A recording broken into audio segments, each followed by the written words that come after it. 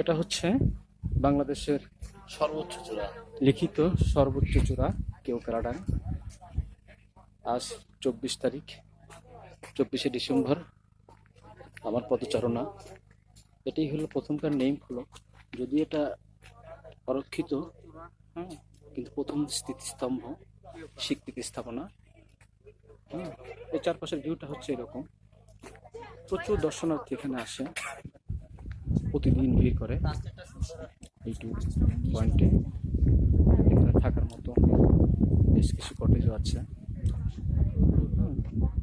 আমরা এখানে থাকতে চেয়েছিলাম, থাকা হলো না। চারপাশটা ঘুরিয়ে দেখাচ্ছি। হ্যাঁ, এখানে একবার থাকতে 300 টাকা গুনতে হয়। খাবারটা খুব কম দামে, গড়পড়তা। বেশ আচ্ছা ভাই, এই সাইড থেকে একটা ছবি নিবি আমার। একটু ভিডিওর মধ্যে রাখেন, আপনি রাখছেন ভিডিও হচ্ছে।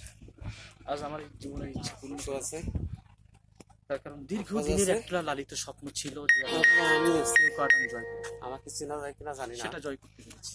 সৃষ্টিকর্তার কাছে, মহান আল্লাহ রব্বুল আলামিনের কাছে হাজার শুকরিয়া যে আমাকে সুস্থভাবে কোথায় লিখিত বাংলার অসাধারণ। সর্বোচ্চ চূড়া কেওক্রাডাঙে পদার্পণ করা এটা হলো। হলো আমি বাঙালি হিসেবে গর্বিত, হেলিপ্যাড। আপনারাও আসবেন।